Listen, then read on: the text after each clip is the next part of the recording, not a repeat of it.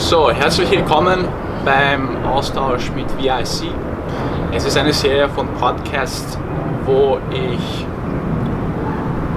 Leute zum Interview einlade, die schon einiges im Leben erreicht haben. Es sind unter anderem Rechtsanwälte, Sportler, erfolgreiche Unternehmer, Unternehmensberater, Leute, die einfach bestimmtes Know-how haben und das an euch weitergeben können. Der heutige Gast ist bei uns Achim Görles. Servus Achim. Servus, nochmal.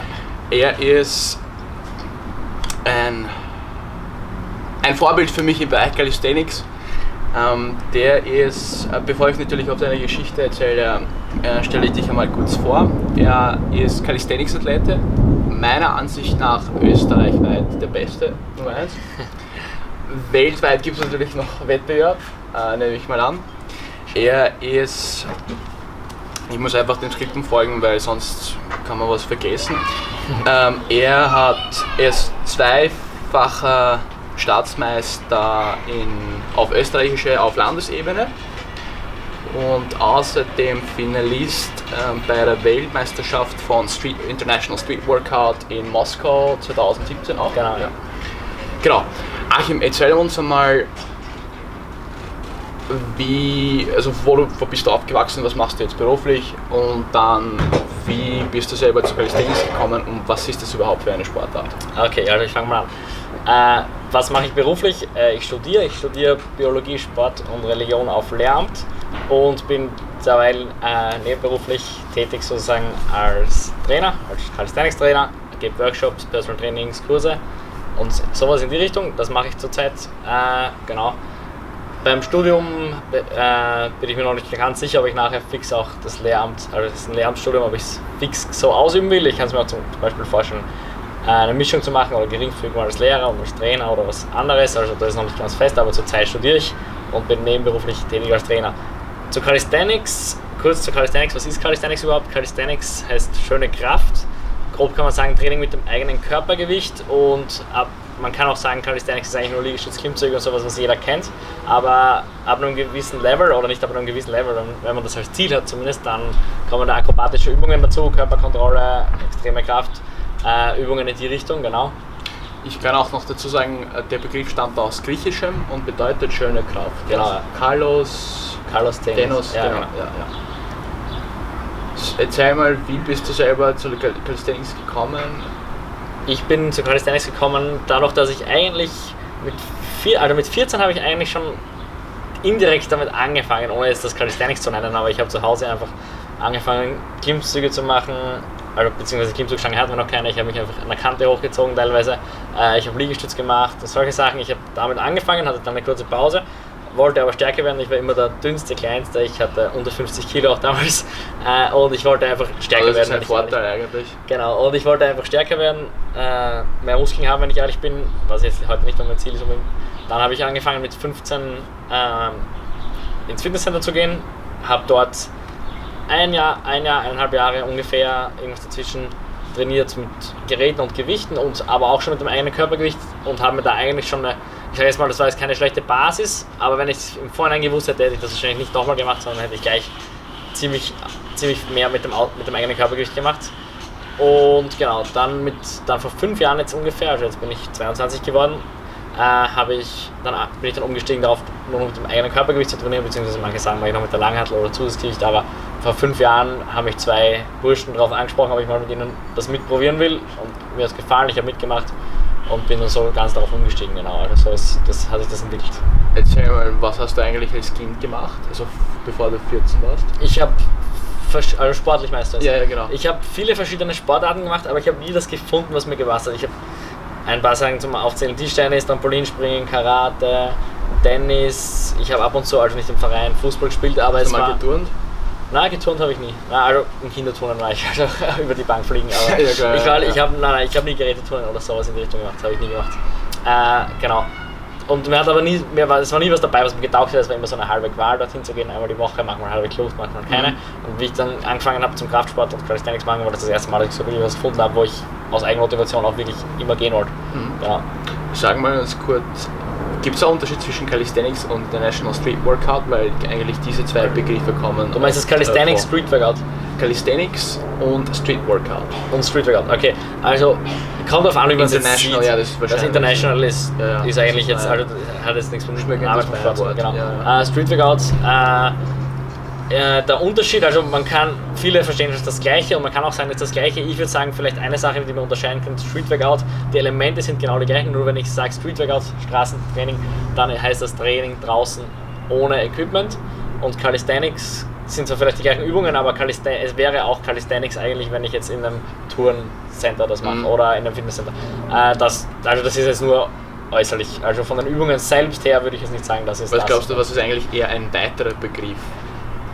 Workout, vielleicht Körpergewichtstraining im Deutschen, aber da kann man vieles dazu fügen. Also ich sage immer, Calisthenics ist das, was du selbst draus machst und was deine Ziele sind. Und wenn du diese Moves können willst und das zu Calisthenics zählt, also wenn das mit dem Körpergewicht ist, es muss ja nicht mal theoretisch Carlos Tenos schöne Kraft, könnte man ja theoretisch auch sagen, ich finde es schön, Gewichte zu heben. Man könnte da viel rein interpretieren, aber darum geht es, finde ich, gar nicht. Es geht für mich, also ich finde, es geht darum, dass man einfach das, was einem Spaß macht, da sinnvoll reinbringt. Ja, voll. Gibt es einen Unterschied zwischen Fitness und Calisthenics? Fitness und Calisthenics, ist schwer. Also Fitness könnte man ja sagen, ist einfach der Überbegriff für alle Sachen, die gesundheitlich und kraftbezogen vielleicht sind, wobei eigentlich gar nicht nur unbedingt Kraftsport mit Fitness gemeint sein muss. Fitness ist ja einfach Gesundheit auch. Ich würde sagen, Fitness vielleicht als Überbegriff, ja, aber dass Fitness eins höher ist und Calisthenics ein Teil von Fitness ist oder sein kann. Ja. Übrigens, ich habe es noch nicht erwähnt, ihr seht wahrscheinlich, ich habe jetzt heute einen komplett anderen Dresscode, nicht wie im Sakko ganz üblich angezogen, sondern eher sportlich, ja. Weil natürlich die Stimmung ist eine ganz andere. So, jetzt kommen wir zu Denip Calisthenics. Du bist der Gründer und sozusagen CEO von der Organisation. Erzähl mal, was ihr macht und was ist überhaupt das Ziel? Genau.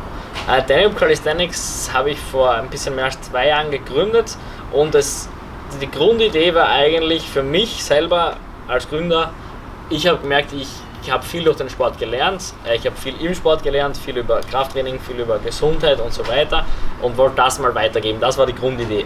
Wie das genau passiert, war gar nicht klar und auch heute ist es noch nicht ganz klar, wie es vielleicht in ein paar Jahren ausschauen wird.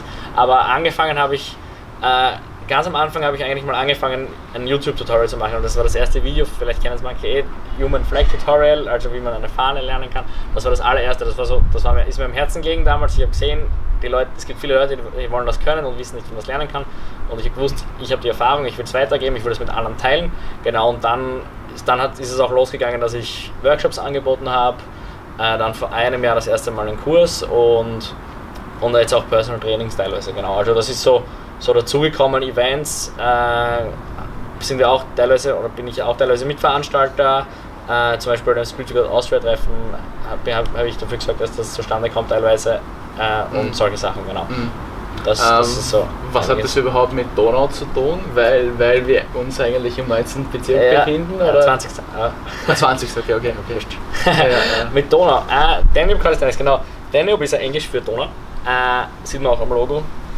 Und eigentlich ist mir die Idee dazu beim Training auf der Donauinsel, also direkt neben der Donau gekommen. Deswegen der Name.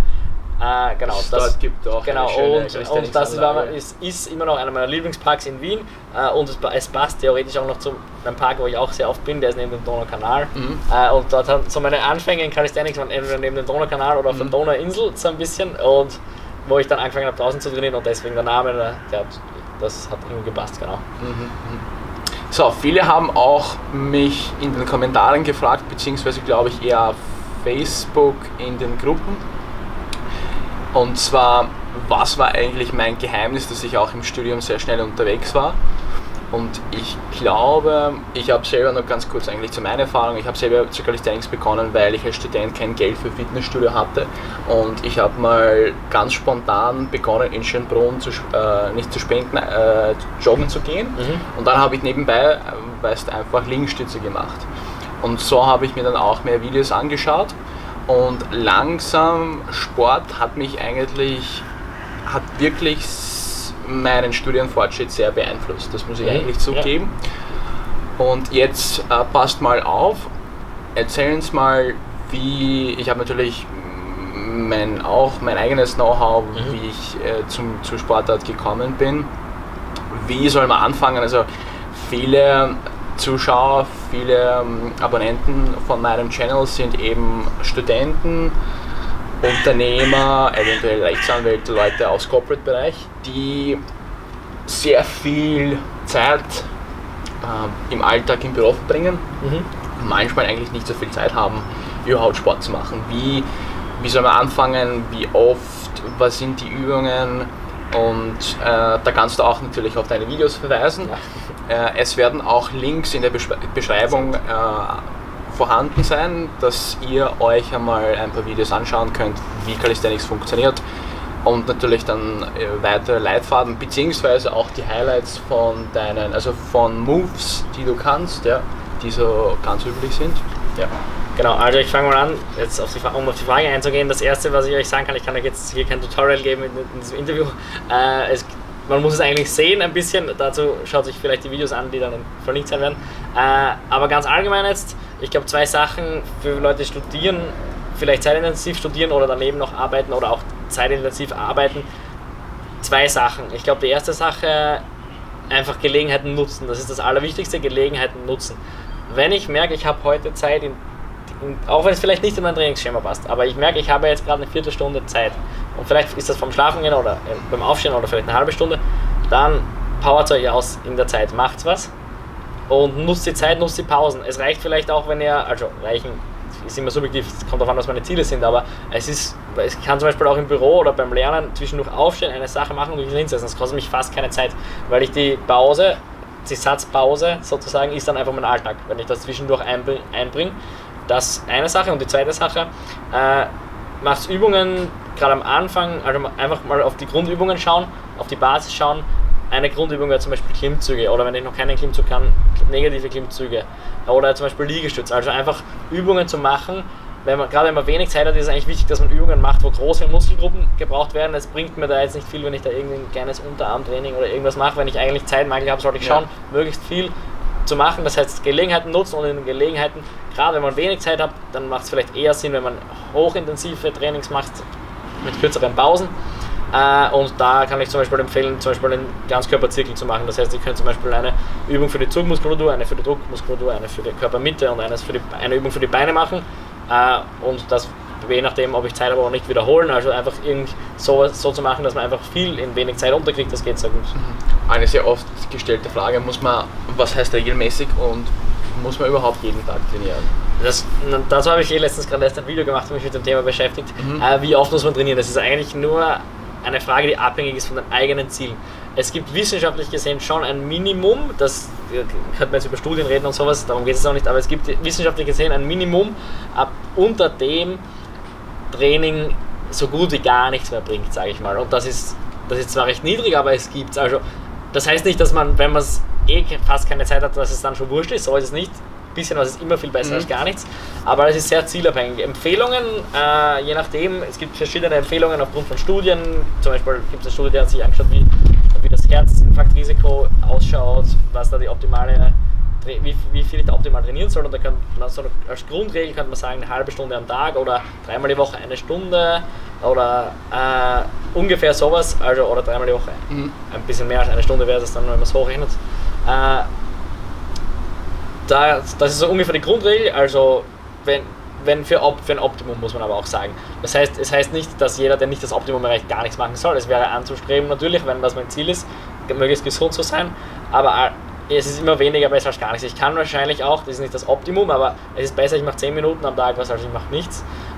Genau, und worauf man wahrscheinlich schauen sollte, ist gesundheitlich gesehen, ich gehe jetzt mal vom Durchschnittsösterreich aus, dass ich darin in meinem Training dann Belastungen habe, die sowohl auf die Kraft gehen, also die Muskulatur stärken, als auch ein bisschen auf die Ausdauer gehen, also mein Herz-Kreislauf-System sozusagen in Schwung bringen. Und das kann man eigentlich recht gut machen, indem man einfach einen Zirkel aus Kraftübungen macht. Das habe ich innerhalb der Übungen eine Muskelkräftigung, und weil ich aber wenig Pausen habe, gleich das Herz-Kreislauf-System. Wenn ich wenig Zeit habe, ist das, glaube ich, eine recht gute Lösung.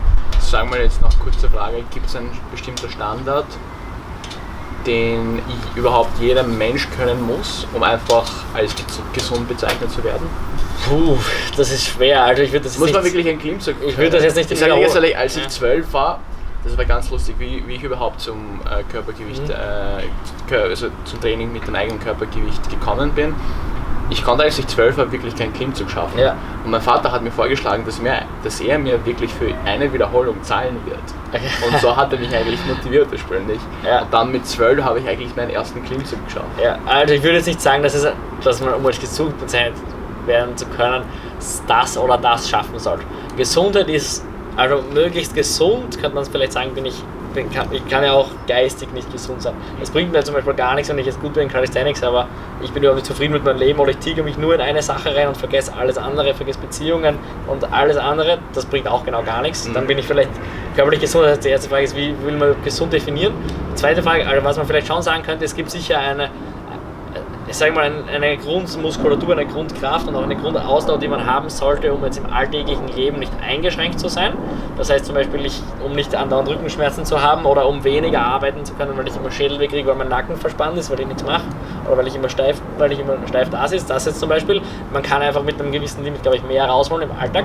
Und natürlich dann könnte man auch aufs Alter bezogen sagen, wie ist die Qualität im Alter von meinem Leben, wenn ich das mache oder wenn ich nichts mache, aber ich kann jetzt nicht sagen, du musst das und das können, dann passt es oder dann passt es nicht, das ist individuell und der eine ist auch zum Beispiel in einem Bereich viel besser, einfach angeboren auch oder einfach aufgrund des Alltags und der andere ganz woanders. Ja. So, die letzten 2 Fragen, dann wenn wir schon eigentlich Schluss machen, und zwar bei unserem Channel geht es auch hauptsächlich um 3 oder 4 Themen, nämlich Karriere, Produktivität, Gesundheit und Nachhaltigkeit. Ich glaube, die eine Komponente mit Gesundheit ist bereits erfüllt, aber ich werde natürlich jedem interviewten von mir Menschen die Frage stellen, was sind jetzt einmal deine Ziele, kurzfristig, langfristig und was machst du eigentlich selber für die Umwelt, dass die Menschen dass du bzw. dein Umfeld, dass die Menschen in deinem Umfeld nachhaltiger einfach leben. Also du weißt, was sind meine Ziele in Bezug auf Nachhaltigkeit jetzt? Nein, nicht nur, einfach generell so. Was sind deine persönlichen Ziele? Okay. Kurzfristig, langfristig? Okay. In Bezug auf Calisthenics oder Karriere? Ja. Und was machst du selber eigentlich für die Umwelt bzw. für eine nachhaltige Zukunft? Okay, also um zur Nachhaltigkeit so zu kommen, was mache ich selber dafür? Lustig, dass du das gerade fragst. Ich habe mich gerade erst ein bisschen mehr wieder mit dem Thema beschäftigt. Jetzt ich ganz persönlich, ich versuche unnötiges Plastik zu vermeiden, ich versuche unnötige Wege zu vermeiden, sei das mit dem Flugzeug oder mit dem Auto, Flugzeug sowieso. Ich versuche nicht unnötig viel Fleisch zu essen, solche Sachen. Jetzt auf andere bezogen, ich glaube Calisthenics passt da ein bisschen gut rein eigentlich. Ich habe, wenn ich ehrlich bin, mich mit dem Thema überhaupt nicht beschäftigt, wie ich mit Calisthenics begonnen habe. Aber wenn ich mir jetzt so anschaue, was in manchen Fitnesscentern los ist cool, dieser Boom, dieser Gesundheitsboom, sage ich mal, oder dieser Fitnesstrend, wie man es auch immer nennen will, ist eine gute Sache an und für sich. Aber ich sehe, das geht wieder voll in ein Extrem. Jetzt ist wieder das Leben, man sucht sich immer so ein Extrem und jetzt suchen sich halt die Leute das Extrem Gesundheit und Fitness und tun soll für das Leben passen, wenn ich gesund bin, egal, kostet es, was es wolle. Und dann werden wieder andere Sachen vernachlässigt und jetzt gibt es Leute, die schlucken Kapseln und Pulver und Sachen, die kommen von irgendwo her, wissen sie selber gar nicht und keine Ahnung, brauchen irgendwelche elektronischen Hochleistungsgeräte, damit sie sporteln können, was ein kompletter Schwachsinn ist, weil wenn ihr euch hier anschaut, auf was ich trainiert habe, nicht mal das habe ich früher gehabt. Man braucht nicht viel. Ja, oder eigentlich nur den Boden, ne? Ja. Die Schwerkraft gibt es schon. Ja, und genau. Da geht der Trend, finde ich, ein bisschen zu sehr. Der Fitnesstrend ist gut, aber er geht ein bisschen zu sehr. Ich brauche das Equipment und das wird wieder voll verschwenderisch. Und ich glaube, da ist Calisthenics passt da eigentlich gar nicht so schlecht rein, wenn es ums Thema Nachhaltigkeit geht, weil da geht es darum, dass man eigentlich wenig braucht. Und das finde ich sehr cool, weil ich das auch Leuten weitergeben will, die wenig haben. Wie du sagst, zum Beispiel, du hast vielleicht gar kein Geld gehabt als Student. Und genau das ist eigentlich auch mein Ziel, Leuten zu helfen, die vielleicht gar nicht diese Möglichkeiten haben und ihnen zu zeigen, dass das auch überhaupt gar nicht nötig ist. Genau. Also das so aufs Thema Nachhaltigkeit. Meine persönlichen Ziele, weil du noch gefragt hast, mit Calisthenics ist es auf jeden Fall ein Ziel von mir, weiterhin einfach meine Leidenschaft zu nutzen, um Leuten helfen zu können. Ich glaube, die Zeit ist knapp, ich werde das nicht zu weit ausschweifen. Genau, so viel dazu. Ob ich noch glaube, die Zeit ist knapp, oder? Sonst können wir zur nächsten Frage. Oder soll ich noch was zu erzählen? Nein, du kannst nur ein paar Sätze. Ja. Okay, ja, was sonst noch mein persönliches Ziel? Also, mein Ziel ist auf jeden Fall, mit dem, was ich gut kann, allgemein im Leben, nicht nur jetzt mit Calisthenics, mit dem, was ich gut kann, anderen Leuten helfen zu können. Das ist auf jeden Fall eines meiner Ziele. Und was ich auch hierbei erwähnen muss, oder erwähnen sollte, denke ich, ist, dass ich Christ bin. Also ich glaube an Gott und ich glaube auch, dass Gott für jeden in seinem Leben einen Plan hat und ich will eigentlich auch das erfüllen und mich damit beschäftigen. Genau, und das ist auf jeden Fall auch ein Ziel, da in dem Bereich mich sage ich, nicht nur weiterzubilden, nicht eine Kopfsache nur, aber mich mit dem zu beschäftigen und dem nachzugehen, genau. Okay, dann wenn wir eigentlich bei Christentum sind, was glaubst du ist überhaupt der Sinn des Lebens? Was ich glaube, dass der Sinn des Lebens ist eine schwere Frage. Ich glaube, der Sinn des Lebens, also ich als Christ, das wird jetzt vielleicht jemand, der nicht Christ ist, gar nicht nachvollziehen kann, aber ich als Christ glaube, dass ein großer Teil des Sinn des Lebens ist, dass wir so leben, wie Gott, der uns gemacht hat, es eigentlich für uns vorgesehen hat, also für uns wollte. Und das schaut bei jedem anders aus, da kann ich jetzt nicht sagen, du musst das und das. Ja. Da gibt es ein paar Sachen, die sollten bei jedem, glaube ich, auch gleich ausschauen, aber jetzt nicht alles. Es braucht verschiedene Berufe und so weiter. Und dem näher zu kommen, was eigentlich Gottes Plan war. Ich glaube, das ist der Sinn unseres Lebens hier, dass wir dem nachgehen ein bisschen. Ich weiß, das klingt für viele vielleicht komisch, aber ich habe mich nicht so wenig mit der Thematik beschäftigt und bin auch davon überzeugt, dass es auch, also ich denke immer sehr rational, dass es auch rational gute Gründe gibt, Christ zu sein und das war eigentlich auch mein Zugang so ein bisschen dazu. Ja. Super. So Leute, an dieser Stelle muss ich das Interview bzw. den Podcast beenden. In der Beschreibung findet ihr, wie bereits erwähnt, die weiteren Links zu dem Channel von Achim. Ich werde das auch verlinken. Falls ihr Fragen habt, könnt ihr gerne eigentlich in den Kommentaren auf Facebook, auf YouTube oder Instagram schreiben. Ich glaube, falls ihr Fragen dann speziell an Achim habt, könnt ihr ihn auch kontaktieren. Ja, also es Facebook. Einfach auf meine YouTube-Videos kommentieren oder genau, so. Genau, überall, ja. Und ansonsten wünsche ich euch viel Spaß. Wie ich sage, no pain, no gain. Never give up.